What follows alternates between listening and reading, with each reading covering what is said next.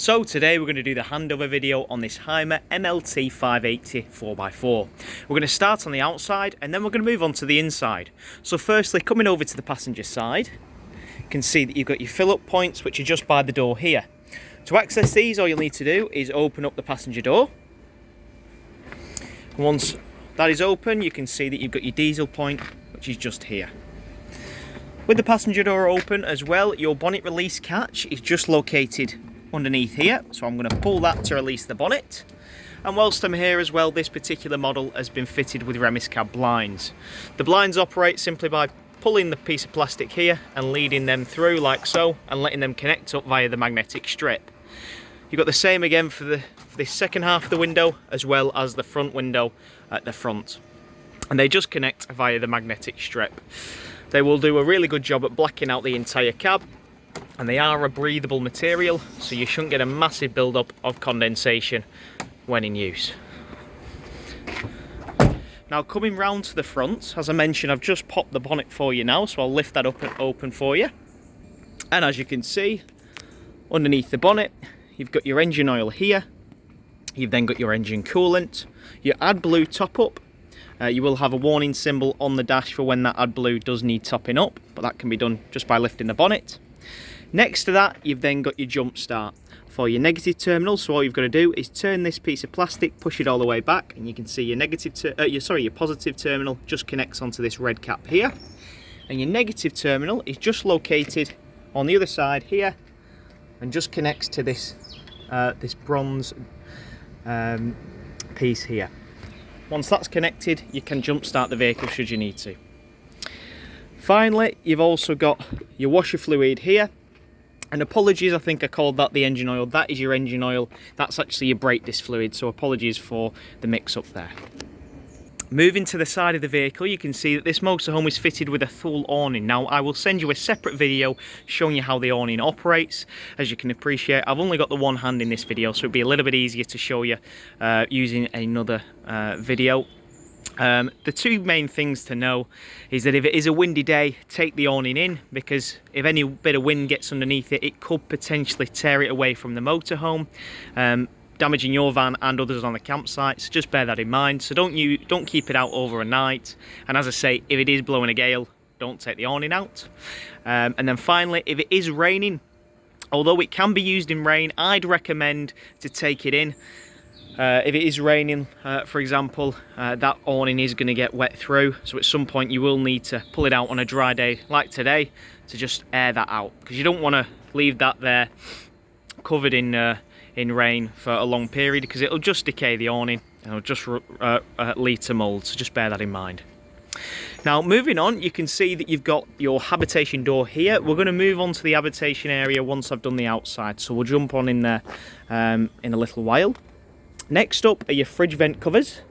So this is where the fridge pulls all of its air from. Now, as you can imagine, if it is a hot day like today, the fridge isn't going to run as efficiently if the sun is beating down on this side of the vehicle. So what I'd recommend is perhaps pull the awning out or turn the vehicle around just to keep it out of the sun. It will allow the fridge to run a little bit more efficiently. You can also buy winter covers for these. These just pop off. The winter covers go underneath the fridge vents. They're really designed for when you're storing the vehicle. Next up, just before we go into the garage, you can see that you've got your 230 volt hookup points here. So when you're on your campsite, you can hook up to 230 volt mains electric, and that will charge the leisure battery on board, but it will also gain you access to use all your 230 volt appliances in the motorhome, like your 3-pin sockets, and if you used to have a microwave, anything like that will run off your 230 volt. Directly next to that, underneath another flap, you've got your fill-up point for your fresh water tank. Now, I'd recommend when filling up the fresh water, if you do it via a food-grade hose pipe. That way it will ensure that no build-up of bacteria will end up in the pipe and subsequently in the tank. Now, I wouldn't personally recommend drinking directly out of the tank. It's obviously fine for if you're boiling water and if you're washing with it, but if you're wanting to drink water, just take some bottled water with you. You can also buy purifying tablets to clean the tank out should you need to, but it's not a necessary thing, that, just with you not having to drink straight out of it. But as I say, fill-up point for your fresh water is just located underneath that next flap. Next up is your garage. And with the garage door open, you can see it gains you access to the garage. It's a massive area, really good. It's fully heated and insulated in here, so if you're putting anything wet in there, you can do. In here, you'll find you've got some safety chocks, which are just located here. You've also got the remaining of the carpets in the motorhome. You can see you've got your awning pole, along with a net for the central bed. And then finally, you've actually got a spare cassette in here, which we'll leave in the motorhome. On the right hand side, you can see that you've got an external shower. All you'll need to make sure is that your pump is turned on the inside of the vehicle, as well as you're being fill up with water, which I'll show you how to turn the pump on shortly when we move on to the inside. And once you've done that, you can flick this on, let the system prime, and then just using this lever, you can press that, and that will release the water, and you'll be able to use it. Great for if you've been out on the beach or you've got a muddy dog that you can hose down. Next to this, you've then got your first drain down point for your wastewater tank. Now your wastewater tank, if I just go back around the garage, is actually located there. You can see that grey pipe, and that is linked to the wastewater tank. So to drain that down, all you'll need to do is click this button down, and that, as indicated by the little icon, will of course drain down the tank. Now you'll need to turn your 12-volt power supply on the inside of the vehicle, which again I will show you how that can be done. And then when you've selected that, that will drain down all of the water. What I'd recommend, and this goes for all your drain down points, is to drain the majority of your water into the grid on site, and then when you're travelling home, leave all your drain down points open, including your boiler drain down, because that will ensure that when you're travelling, all that residual water will make its way out of the tank and find its way out. That will just ensure that you're not leaving any water in the tank which could potentially freeze. Now, you don't need to do that every single time you're not using the vehicle. Obviously, in the warmer months, it's not going to freeze, but especially in the colder months. I do find, personally, it's good to get in the habit. So if you do get in the habit of draining it down every time after use, it's better to do, but as I say, not necessary. Only necessary in the winter months. Next to this, you've then got a 230-volt plug. You've got two of them, so you can charge anything. Of course, that's where you'll need to be plugged in to mains electric, so just bear that in mind. In the centre here, you've then got your next drain down point for your fresh water tank.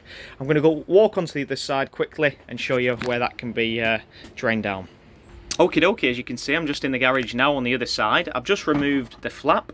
That just clips in using these plastic clips. So just pull that away, and you can see in here it actually gains you access to the fresh water tank. So in here you have actually got a, it's a bit difficult actually to see in here. 1 second, I'll just get my torch. There we are, that's a little bit better. So you can see that you've got a cap here that can be removed. You can remove this and clean out the inside of the tank should you need to, but like I mentioned on the outside, you don't really need to do that. Maybe once a year just to keep it fresh.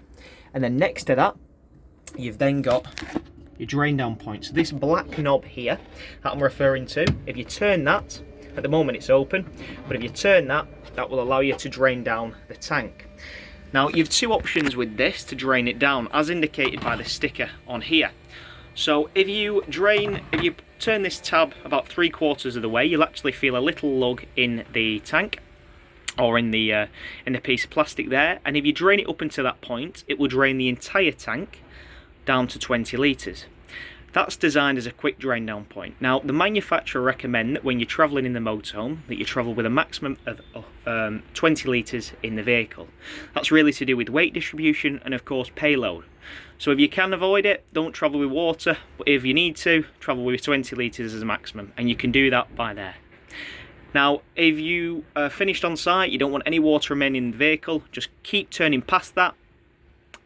Again, as indicated by the sticker here, turn twice, and that will fully drain down the fresh water tank. And again, like I mentioned for the wastewater, there'll be a big grid on site that you can drive over, drain all your water down there, and then leave it open when you're travelling. Coming away from the fresh water tank, next up in your garage is where your gas bottles are located. So this vehicle has something called a gas load system. You can see the gas load bottles are already plumbed in and ready to go. To fill these up, all you've got to do, you've got this little changeover valve here. So all you've got to do is just turn that each way. So I'm just turning that, as you can see, and whatever way the arrow is pointing, so at the moment it's pointing towards this one, and if I was to turn it back, it's pointing towards this one, it will fill up. So depending on which one you want to fill, just point the arrow towards it and then it will fill up, and then you're good to go. You can see there's actually a little dial on here which indicates how much gas you've got in the bottle. Obviously it's a rough estimate, that it's never 100%, but they're pretty, it looks like they're not far off full, these at the moment. To fill them up on the other side, I'll just shut this locker. You have got a little point here, as you can see, that's drilled into the vehicle. Just remove the cap. You can see it says gas low on there. Remove this cap and then you can connect it via a pump. There'll be several in your area, which just connect onto there, and then you can fill up the tanks ready for use. And then finally, before we move on from the gas, just make sure that the gas bottles are switched off when travelling, and then of course when you're stationary you can turn them on. You do that just by turning this nozzle here, same thing on there, and that will allow the gas to flow through for when you're stationary and you're using the vehicle. When travelling, close them, because if you are involved in a collision, as you can imagine, it's quite dangerous, so just bear that in mind. So before moving round to the other side, I am conscious we've just skipped over the back. So you've got your rear camera, which is up at the top. There's not much to the back, but yeah, your reversing camera is up at the top there, and these plastic lugs here are mounting points for a bike rack should you ever need one. But with a garage, I mean that big, I doubt you're going to need one. Okie dokie, so moving on, you can see next to the gas low point you've actually got a locker which houses your cassette toilet. Your cassette toilet is just located in there, and to empty this all you'll need to do is pull up on this green tab and remove the cassette by pulling it towards you. Now before removing it you need to ensure that the blade on the toilet is closed. This blade is a piece of plastic located on the toilet, which I'll show you where that is when we move on to the inside of the van. You can open and close it depending on when you're using the cassette, so ensure that that blade is closed and then this will move freely. Some customers have been known to force this cassette out even though that the blade is open, so this will get forced and jammed, and then if you force it even more it could potentially break the cassette and snap the float system on the inside, so then you'll need a new cassette. So just make sure that the blade is closed before removing the cassette. Providing it is, slide it out towards you, and you can see to drain this down it's dead easy. You've got this funnel on the front, twist the funnel outwards, remove the green cap, and using the green button right on the back, click that in, and that will release an internal vacuum on the inside of the cassette. That will allow you to empty all the contents out, and then you can put a bit of water in here just to swill it out. If you're using blue fluid to break down the waste, you've got a little measurement on the cap when you pop that out. You can stick the blue fluid in there and pop the cap back on, and that will then break down any waste that then enters the cassette. Finally, you will notice that you've got this green toggle here that actually turns. This is what makes contact with the blade on the toilet. So this allows you to open and close the cassette. For the reasons I've just mentioned, this should always stay in this position. If this is off slightly, it won't go in correctly. So you always need to make sure that this is in the position. If you got it out like that, there's no need to turn it. So leave it like that, and then you can pop the cassette back into position. Once you're popping it back up, offer it back up to the slot. Just twist the funnel back into position, and then slide the cassette all the way back in until the green tab connects into position there. That's now nice and solid and ready for travelling. And then moving back to the front of the vehicle, you can see this is it says Truma on here. This is actually the vent for the vehicle. So this is the vehicle's chimney. Can get quite hot this, so just give this a bit of a wide berth if you can.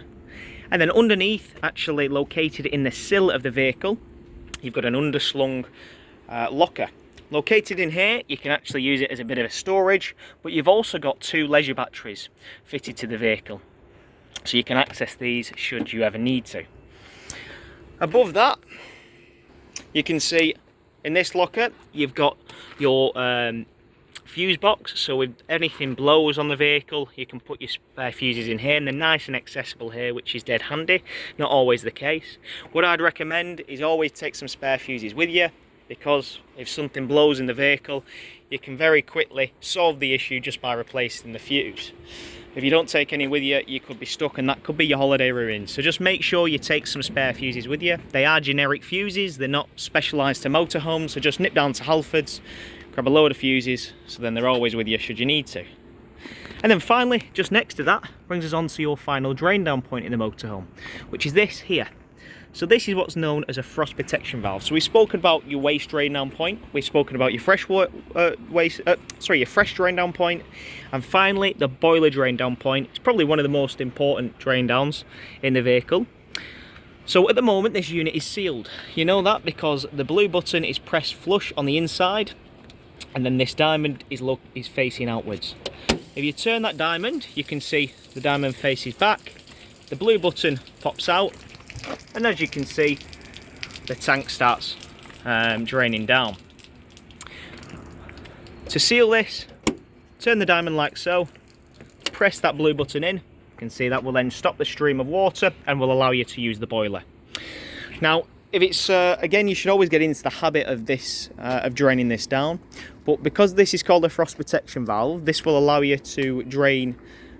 This basically protects the boiler, so if you've forgotten to drain down the boiler, this reacts to temperature. There's some solution in there reacting to temperature, which will then, when it gets to a certain temperature and you've forgotten to drain down the tank, it will trip, and as you can see, it will then flick out and dump the water. It will only do that when it's extremely cold conditions, and obviously if you're not using the vehicle. If you're using the vehicle, there's no reason that should trip and dump the water, because obviously it will only freeze and it will only react to temperature that you'd freeze in, because you'll be using the vehicle, of course. But if you're not using the vehicle and it gets to a certain temperature, it will then dump all the water. Now what can happen is if you've not used the vehicle in a while, or you've come to use the vehicle and it's a really cold day, when you go to seal this boiler and you press that blue button on the side, that button will keep pinging out. The reason for that, like I mentioned, is it reacts to temperature, and it's in fear that this tank is going to freeze. So if that's the case, you need to jump on the inside of the vehicle, turn your heating on and let this area heat up. Not your water heating, but your vehicle heating. That will give that chance to heat up, and then you'll be good to go. After about 30 minutes, that'll be nice and warm, and then you can seal this unit and then crack on with pulling the water through to your boiler and using the vehicle. Now the final drain down point that's actually linked to the boiler is this little blue tab there, as you can see. All you've got to do is turn that like so, and as you can see, that will then start trickling out of the vehicle. That drain down point is there to drain everything from the boiler beyond, so in your pipe works and stuff like that. So if you can't quite get it out of the boiler, that will then get it out your pipe work. And again, leave them all open for when you're travelling home, as the residual water will make its way out of the tanks. Okie dokie, so that concludes the outside of the vehicle. We're now going to move on to the inside. I did forget to mention as well at the start that this vehicle hasn't had a valet, so I just wanted to get the video out to you in preparation for your handover. So you'll notice obviously the vehicle's still got dirt on it and things like that. Don't worry, the vehicle will be spick and span for when you collect. I just wanted to get this van filmed, ready for when you collect. So moving through the Habitation door, you can see that you've got your lounge here along with your two captain chairs. Directly above you, as you walk in, you've got all your control panels. So you've got your main control panel for the motorhome itself. Click that button on and you can see it turns the light on. That turns all your lights on in the vehicle, and is the main master of the vehicle. That's the control panel and the control unit I mentioned and referenced when I was outside. To flick through the options, you've then got your leisure battery voltage. You can see we're pretty much at 100% at the moment. You've then got your freshwater level rather. Again, we're at 100%. You've then got your wastewater level. We're pretty much empty on this. And then finally, you've got your vehicle battery level, which will be obviously in the cab, which again, we're at pretty much 100% there with it reading 13.5 volts. So it's dead easy, dead simple. When you're plugged into electric as well, you'll also get a little light here, which will indicate a little cable going into the vehicle, and that will show you that the vehicle is recognizing that it's getting charged. Now, next to that, you've then got your control panel for your heating. So this uses a Truma blown air heater to operate this. All you need to do is click the button, And then everything below the line is what you want to select. So firstly, you've got your vehicle's temperature. So you can take this all the way up to 30 degrees should you want to. Next to that, you've got your water temperature. So you can either have that on Eco, Hot or Boost. Eco is approximately 40 degrees, Hot is approximately 70 degrees, and Boost will concentrate on heating the water rather than heating the vehicle. Next up is really important. So this is the fuel. This is what you're going to decide the boiler can run off. So you can either run it off EL2, EL1, Mix 2, Mix 1 or purely gas. So if you're wild camping, you'll run it off gas. If you want to run it off a mixture, so if it's quite a cool day and you think that the electric just needs a little bit of a help with gas, I'd recommend running it off Mix 1 or Mix 2. And then finally, if you're purely on site, you can either run it off 1 kilowatt electric or 2 kilowatt electric. 9 times out of 10, if you're on site, you'll run it off EL2. Certain campsites, especially abroad, will be limited with the amount of power they can provide, so you may be forced to run it off EL1. If that's the case, I'd recommend just either sticking it on Mix 1 or purely gas. Because obviously, in a vehicle of this size, 1 kilowatt electric isn't going to do a great deal on heating the vehicle or the water. Next up, you've then got your fan. Now, because I've not got anything selected, it's only giving me the option of vent, which will vent and recirculate the air in the motorhome.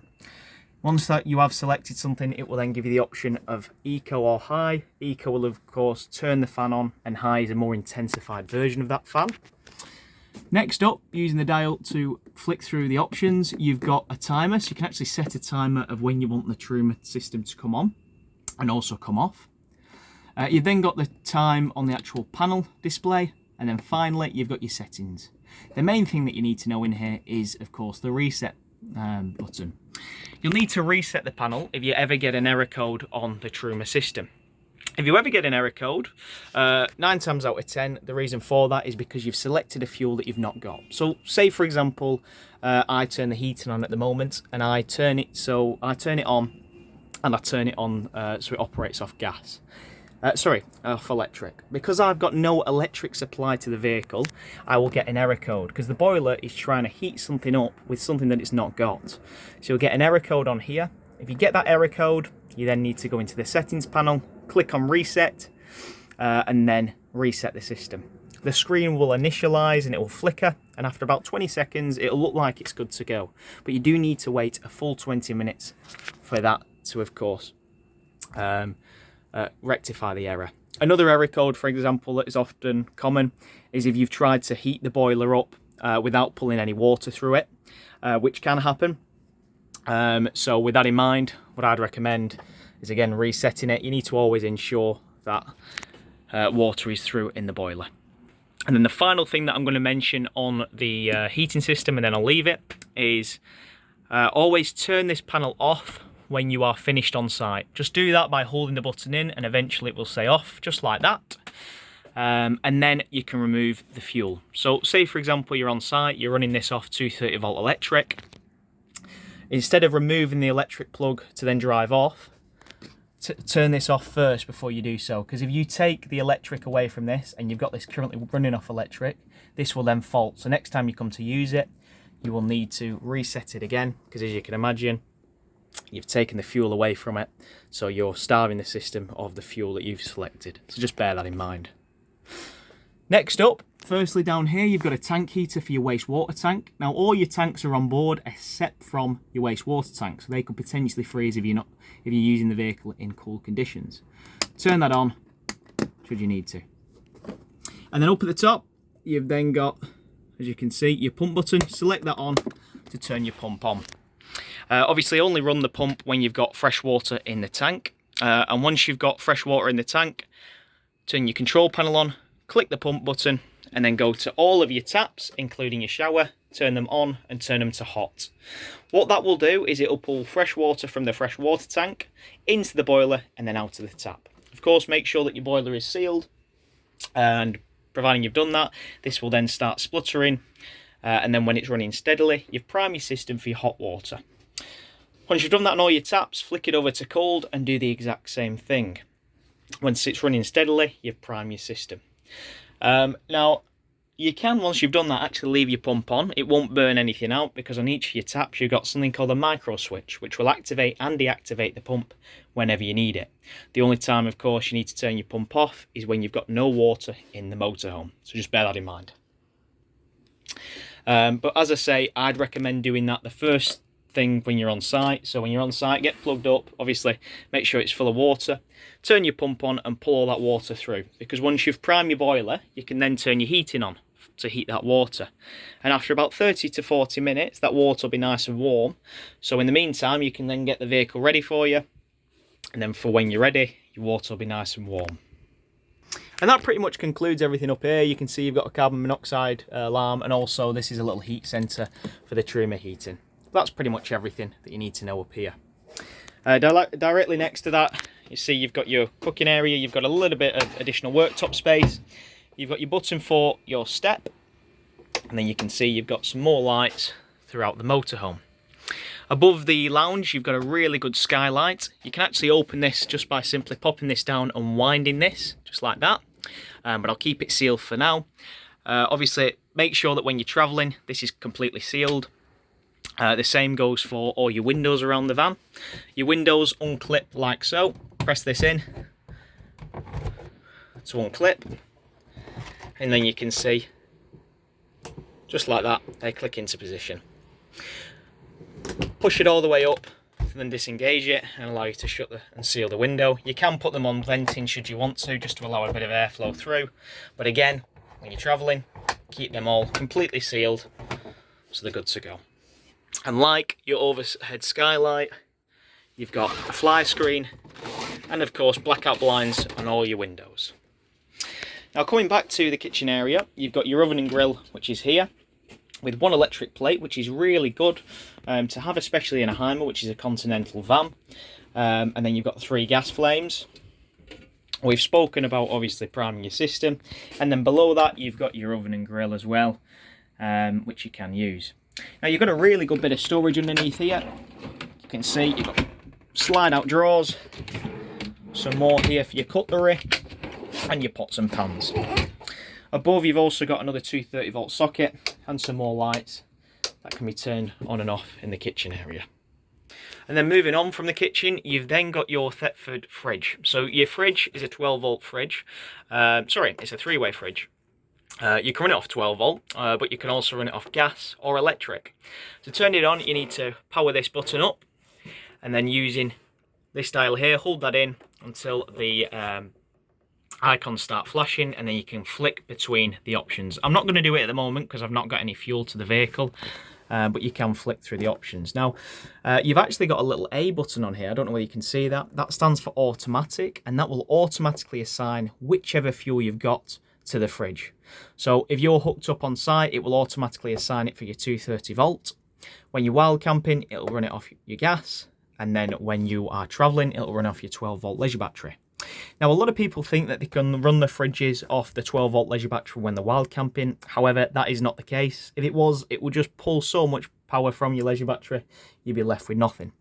So it will only allow you to run the fridge off gas when wild camping, and then you can run the fridge off 12 volt for when you're traveling.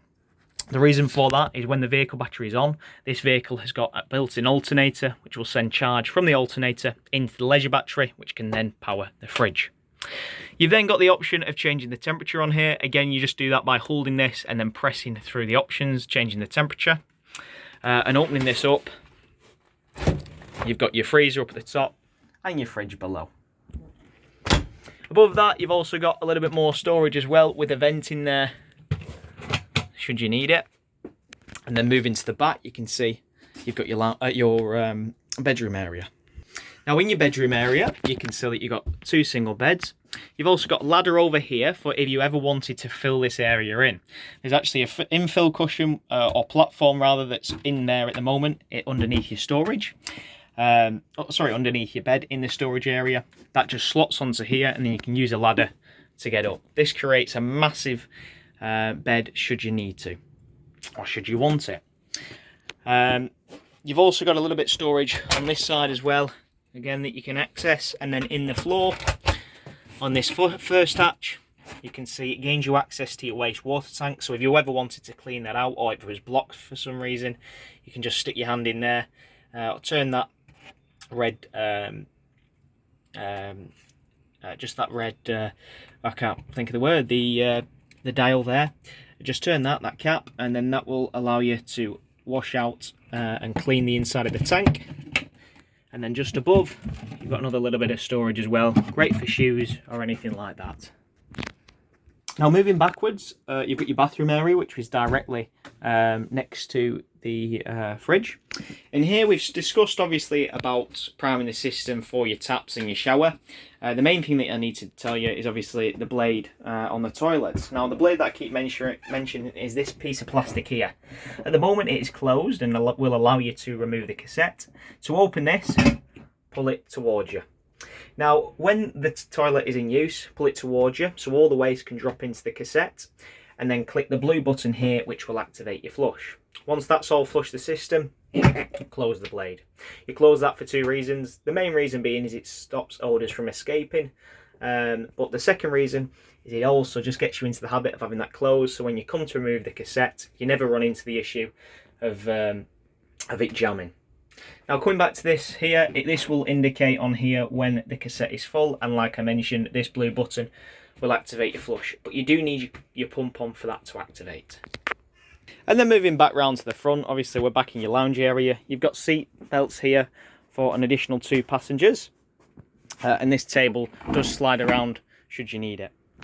If there's a passenger sitting here, you can remove this seat should you want to stop it from becoming an L. So then the customer's feet can just slot in there, and then you can face forward. And then just above, you've got some more storage. But in here, you've got your aerial for if you ever wanted a telly. The telly on this is actually located underneath here. And then all you've got to do is you pull this down, and as you can see, there's a telly already fitted. I'll slide that back up so it's out of the way, but it's tucked out of the way that way, nice and easy. But to turn the aerial on, you've got a little switch on the top there. The aerial will only work when the main control panel is on, so make sure that that's on. I'd personally just leave the aerial on. It doesn't draw much from it, so just leave it on permanently. And you can see at the moment you're getting an amber light, which is just on there. Looks a bit green on the video, but it is an amber light. That indicates that the signal isn't that good. It's okay. To improve your signal, unscrew this, push up the aerial, and then tighten that into position. That will improve the aerial. You can also twist it to face a better direction for signal. And then underneath, you can see that you've got a little winder, which if you wind will allow you to tilt the head of the aerial, again improving your signal. And just like that, I've pulled the aerial back down, I've fastened it into position. Obviously make a little bit of a list before you're travelling off. Make sure that the aerial's in, your windows and your skylights are sealed, as well as your step being put back into position, and then you can head off. That just ensures that everything is nice and safe for when you're travelling. And now that concludes the handover video on this Hymer MLT 580 4x4. I hope you enjoyed.